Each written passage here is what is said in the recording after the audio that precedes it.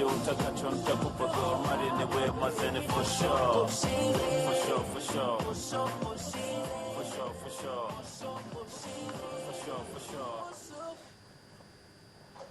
right, we're back, and this time around we are bringing on our guest of the week. Our guest of the week is an orthopedic surgeon with the National Orthopedic Hospital, Igbobi, Yaba, Lagos. He's also the president of Orthopedic Surgeon Association of Nigeria. Nigerian Orthopedic Association, and he is also the medical director of the National Orthopedic Hospital, Igbobi. Great to have you here, sir. This is Dr. Olurotimi Odunubi. Yeah, my pleasure. Great to have you. Now, how has it been managing the affairs of the National Orthopedic Hospital in Lagos? Because a lot of us remember that place as the place where you go and you come back with something around your feet or your hand, and that's otherwise known as BOP. Yes. And you have it around you. Oh, where have you been? You've been to Igbobi. Yeah. And that's the only thing a lot of people think about that institution. But there is a lot more to it. How's it been since you started as a medical director there? Yes, I started as a medical director in January this year. So, but Igbobi has a long tradition, as you rightly noted. It was established in 1945, not as an orthopedic center, but as a center for rehabilitation of victims of Second World War, soldiers. It was a Royal Hospital. Royal Hospital there. It became a Royal Hospital in 1956 when the Queen visited. Okay. Between 45 and 56, it was just a rehabilitation center for war victims. So that tradition of a rehabilitation center was what it started with, but before it became an orthopedic center. But what you are referring to, that's one of our major duties, taking care of fractures. But orthopedic care is not limited to fracture treatment. There's also what we call the core orthopedic care, which deals with deformities, things like osteoarthritis, tumors, and all that. But I must confess, 70% of our work at the hospital is on trauma. So that's why most people remember us for trauma. Visiting the hospital, treating fractures, putting POPs, and operating on patients with fractures. Okay. That's the major work. Okay. Let me just, please just add to it, therefore, the meaning of the word orthopedic. Yes, orthopedic is divided into two. Ortho means straight. Straight. Pedic means children. Huh. So it's really started as an art of making crooked children straight. Okay. That's what it means. All right. Now that you've said that, I remember seeing or meeting or having conversation with a medical doctor who was at the Channel's football Kids Cup competition. And we saw a kid whose legs were definitely crooked. And it was one that gave one concern. It's almost as if he's finding it difficult to walk. Yes. So the doctor was saying that, oh, if only they'd caught this early, that there is every chance that he would have straight, long legs rather than the crooked legs. How much of this do we have in Nigeria today, and how is the National Orthopedic Hospital treating it? Yes, there are a lot of causes of crooked legs in children, for instance. Starting from congenital causes, I mean, bad deformities, which the commonest one, of course, is club foot, a foot that is bent like a hockey stick. That's the commonest deformity we see. But minus congenital deformities, the acquired causes, like nutritional problems. There's where rickets comes in. Children that are deficient in vitamin D intake. The transitional stage from breastfeeding to normal diet. If their diet lacks vitamin D, then the bones become soft, and when the child starts walking, the legs which are bearing the weight will bend because they are soft. Okay. Then before we also had a large group of patients that had crooked legs from polio, but we are seeing less and less of that. In the 80s, 70s, we had a lot of challenges from children that had polio. But with the awareness, with immunization and all that, that is less now. It can also come from badly treated fractures. If especially people that have fractures that are treated the local way and then the leg is not straight, so the bone heals in that abnormal position. So the child walks with a crooked leg. You mentioned those who had it as a congenital, there's a set of word you use. Congenital means it was bent right from birth. Okay, and those ones, can you correct them? Well, easy. As the earlier they present, the better, because every part of the body adapts to the position you put it. So if a child is born with a crooked leg and you leave it like that, all the surrounding structures will adapt to that shape. But if you start treatment early enough and correct the deformity, usually we mold it and then use POP to put it in a good position. That it should if be. that's started early enough, then the child will have How a good early working. is early? From birth. From birth? Yes. But Just how present. Sometimes it's not doctors? clear until they begin to walk. No, for the club foot, you can make the diagnosis from birth. Even the midwife can see it. The leg is off, the foot is obviously bent. So normally when you attempt to stand the child up, the sole of the foot should be flat on the ground. Yes. But when you put a child with club foot on the floor, is the outside part of the foot that is touching the ground, and the heel is not touching the ground. So you know that there's a problem. So the earlier the mother brings the child to the So will hospital, that be from 9 months, from 1 year? Because a child cannot be deemed to be capable of standing properly until they're like not that the about child 9. should stand unsupported. That's People just a can see simple it. test. You can bring the child up. Even a child that cannot sit can be held up. And then you see that even the child that has no foot deformity, the foot will be planted and will be flat on the table. When it's not that, then you know there's a problem.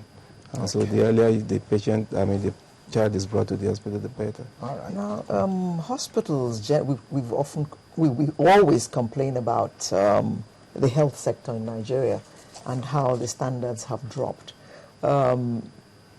Since you took over at the Igbobi hospital, would you say that the hospital is running like it should, like other hospitals? Do you have the problems that other hospitals have? Problems of funding and equipment and things like that? Definitely.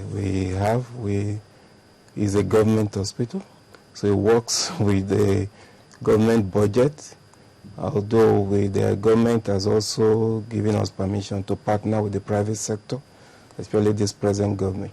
So there are some equipments that are lacking.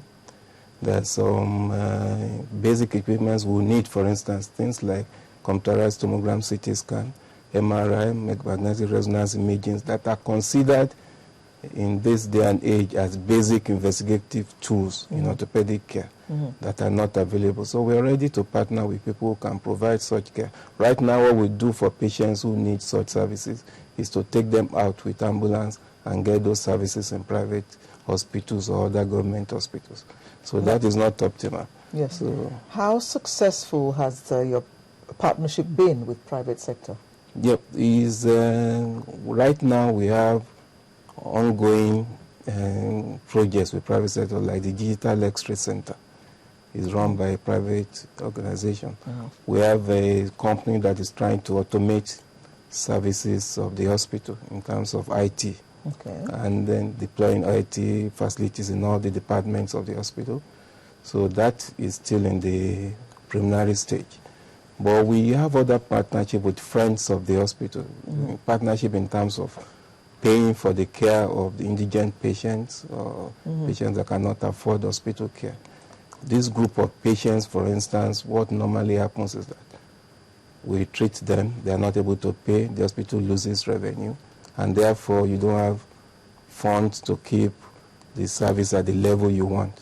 So, but some good-hearted Nigerians come around, NGOs, churches and all that, they pay for the care of these patients sometimes. Has the private sector been eager to partner with you, or you're having problems getting them to partner? With the permission of the board, recently, about 3 months ago, we even put an advert in the paper outlining the areas where we want to partner with the private sector, so that we don't just get unsolicited proposals. and the response was very good. Oh. A lot of all the items we listed, there was a response. But immediately the advert was published, you know, there's the ICRC too. There's the federal government commission that controls public-private partnership. Warned us on the steps we have to take to get those agreements ongoing. So we'll follow those steps and ensure that we keep within the law. Okay. Now, is it true, I'm sorry, Yeah. is it true that you have a special award for Motorcycle accidents resulting from motorcycles? Definitely not. The accidents and the injuries that come from motorcycles are similar to other injuries, so there is no need to have a special award for them. But is there a lot of people coming in as a result of motorcycle accidents? On the average, in a year, we see maybe 4,000, between 4,000 and 500. 4,000? Yes. That's a lot. Who are results of accidents Yes, on motorcycles. motorcycles. Has that number increased? Because we're being given the impression that since there's been a restriction by the state government, Lagos state government, that the number should have increased.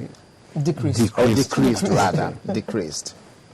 Well, you know, one tends to be a bit more scientific in this. The figures that are coming are affected by other things that are going on in the hospital.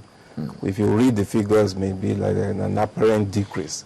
But if there's an ongoing strike in the hospital, as it is now, and patients are not coming to the hospital, then that gives you a wrong picture. We've had 2 national strikes now this year.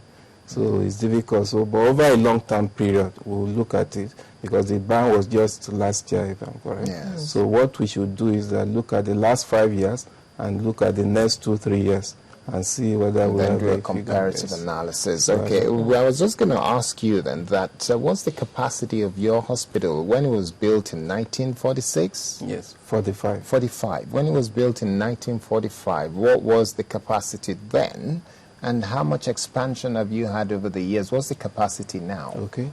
I think then it started like a 30-bed hospital. Oh dear. But now we are talking about 410 beds, including the intensive care unit and the acute burns unit. So it has really expanded from there. But in terms of infrastructure, there was a period we had a donation of a building by Sir Mobolaji Bank Anthony. That building was opened in 1985. There has been no structure added to the hospital since then, before 2010, when we had a prosthetic and orthotic building that was opened. So there was a period of almost 27 years where no additional building was put up. But right now we're having about 4 big buildings ongoing, funded by the government. Do you still have land for additional buildings? We do, definitely we do. Okay, Yes. so any private sector people who are watching Yes. may want to consider a donation of some center. Yes, it's part of what Yeah. we advertise really for PPP. Okay, and we've been told that there is an evolving problem within the hospital, which is the issue of abandoned children. Okay. And these are said to be children with deformities, and they're being abandoned there. They're not born, you don't have a gynecology center or delivery center for babies. So how do you then have a situation where children are being abandoned in your hospital? These children, especially 2 of them that are the main issues. One has been there since 1994. We have these children that have they call cerebral palsy. That is, there was damage to the brain during the growth of the brain at one stage or the other. So the children have problem with walking and coordinating their balance. And some of them have mental retardation in terms of, and they cannot even talk.